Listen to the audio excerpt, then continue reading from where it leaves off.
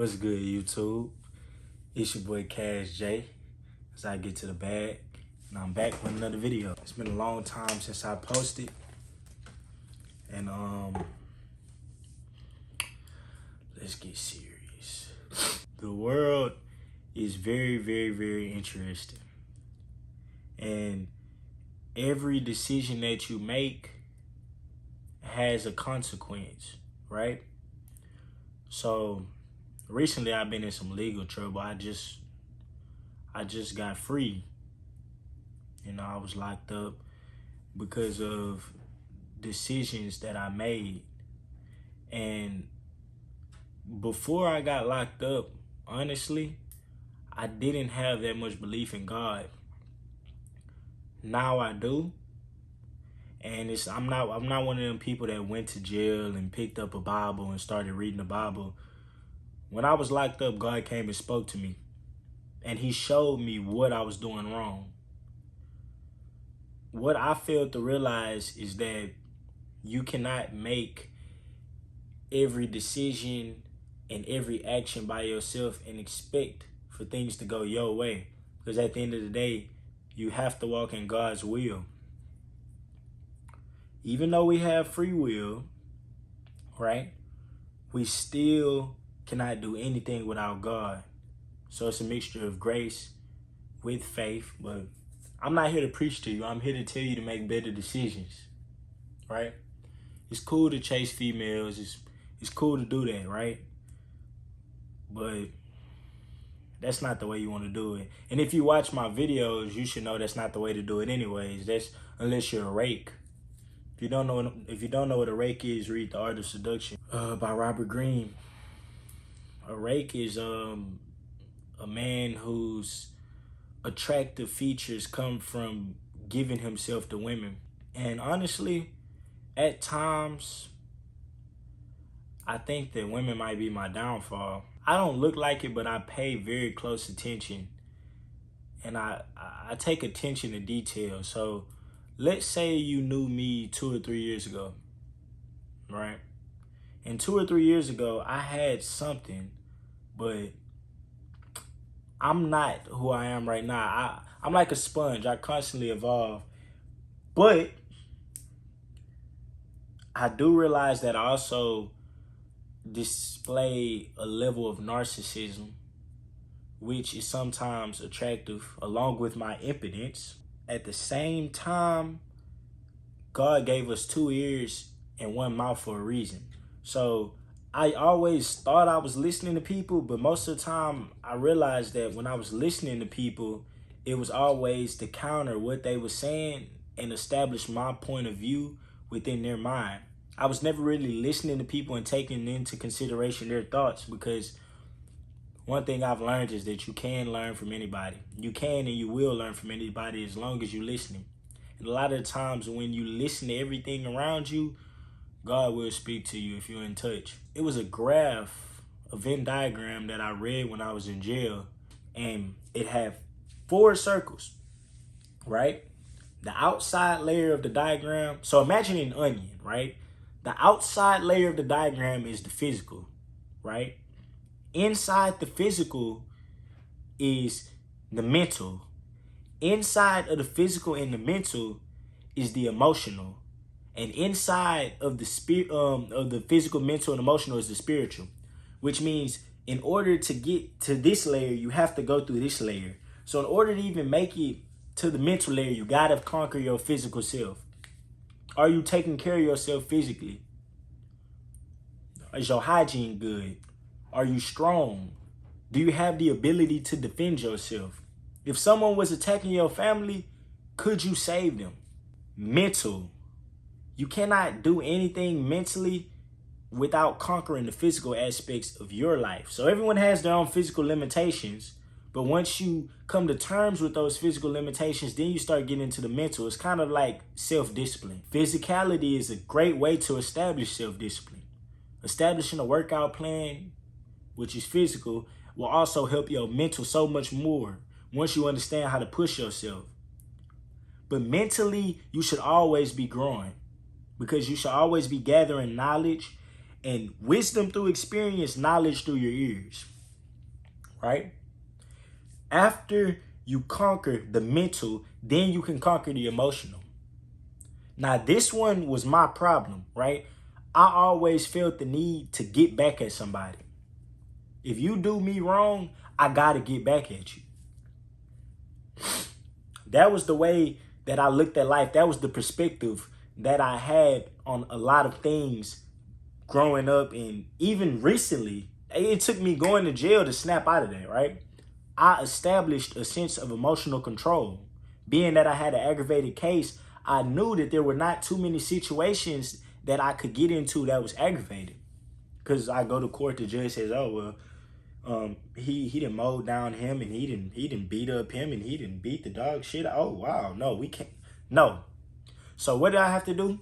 I had to realize that any emotion that I feel at the end of the day is my doing. No one's holding a gun to you and saying, "Get mad, Jay. Cry, Jay. Hurt me, Jay." Do it. Like, those emotions that you are feeling are still under your control. So master them, because that's a key aspect of life. There's going to be a lot of times where you're in situations that you disagree, or it's not going the way that you planned it out. But that's okay. Maintain control of yourself. Self-control is what I'm trying to teach y'all right now. And finally, spiritual control. Once you master those three, or once you get in tune with those three aspects of life, then the spiritual will come. The spiritual will come. Talk to God.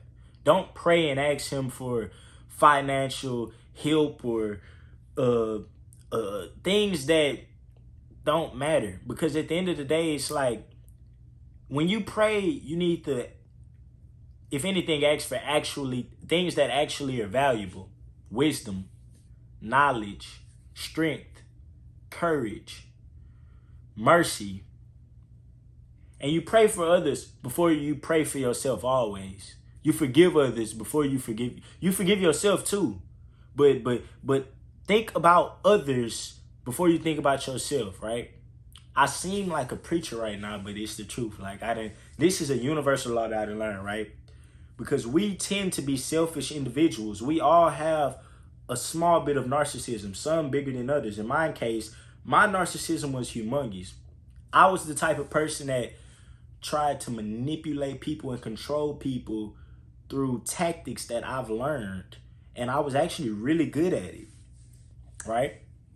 I could have someone in the palm of my hand and I could make them do pretty much whatever I wanted to do, simply because I know how to control my attributes, right?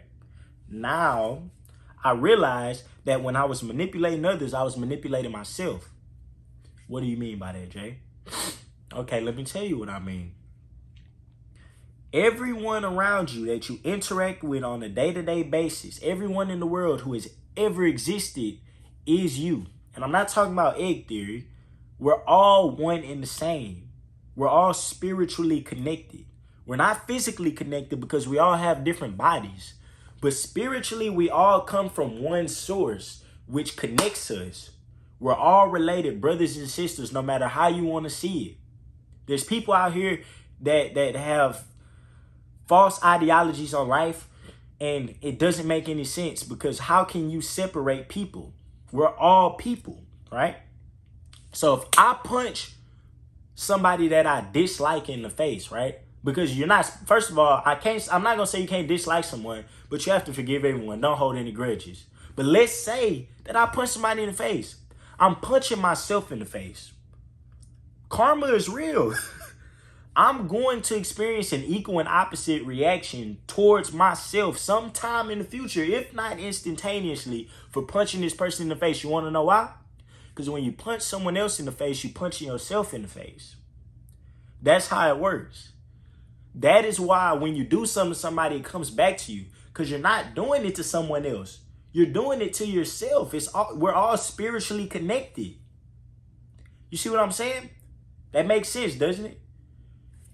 And especially when you get into I don't know what religion you are. It doesn't matter to me though. I do know that there is a God above us all. You see what I'm saying? Who's pulling the strings. And we have to abide by his rules. It's like when I was in jail. It was a lot of dudes in there saying they was going to do this when they got out. They was going to do this differently. They was going to do this differently. But they were still thinking about doing wrong. One thing I've learned, and I'm only 19 years old, just turned 19. If you start to build a foundation that isn't solid, it's like trying to build a house without digging a big hole in the ground and pouring concrete under it, this, that, and that. The house is going to just blow away or get flooded on the first flood. You need to build a strong foundation so that God is not going to knock you down. Because if he's trying to teach you a lesson and you leave and do the same thing and expect a different result, you're going to get slammed. Better yet, doing and making the same decisions over and over again and expecting the same result is a form of insanity. You're insane. And nothing will never go your way. You might be up right now. You might be hitting the biggest licks. You might be robbing and taking and doing this and doing. You're up right now. But I guarantee you, if you continue to do the wrong things when you know it's wrong, you will not succeed in life. You have to be righteous. You have to understand the principles that I just told you within this video. And you have to learn from your mistakes. You cannot gain wisdom if you're not learning from your mistakes. A man who is wise in his own eyes is a fool. A man who does not learn from his mistakes is a fool. Don't be a fool. I'm not badgering you for making mistakes. We all do. I'm saying don't continue to make the same mistakes. Because we need to make mistakes in our life. We can't learn if we don't make mistakes. That's why I don't see myself sit back. That's why I needed this so I could reestablish my sense of self-discipline. Right? How could I have reestablished my sense of self-discipline if I would have never gotten in trouble and I continued to do the things that I was doing? Right? The answer is I couldn't. I would be out there doing the same things that I was doing before I got locked up. Right? So I'm going to continue to do YouTube. I'm going to continue to give y'all a game. And I can give y'all a game about women still because I done learned a lot more about women. I learned a lot more since the last time I posted. I can give y'all fitness updates too. Because when I went to jail, I had lost all that weight I had gained. I was 150 pounds. I'm back to 180 off of calisthenics alone. Haven't lifted a weight. Just calisthenics. Gained 30 pounds. In jail, where the main source of protein was soybean. So I could give y'all fitness videos. I could give y'all game. I could give y'all advice. I could give y'all whatever y'all want, but I also don't want y'all making bad decisions. You see what I'm saying? I don't want people to make the same decisions that I made. I want y'all to learn from my mistakes, right? Because I had people trying to teach me and tell me and show me the way to go through their mistakes, but my 2 ears was closed and I was using my one mouth. God gave us 2 ears and 1 mouth for a reason. You're supposed to listen more than you speak, but I spoke more than I was listening, right? Never do that. That's an automatic way to kill yourself, literally. Like, you're not going anywhere. You're either going to die physically or you're going to die spiritually. Don't take spirituality as a joke. It's not a joke. I'm telling you, it's not a joke. And for anyone that's watching this video and knows me, you should know that it's real now. Because you know what type of person I was. You know how I was when it came to spirituality. So the fact that I'm here talking about this now, that tells you it's a God. Anyways, though, it's good to be back. I'm going to make some more videos. And it's your boy Cash J signing out. Peace.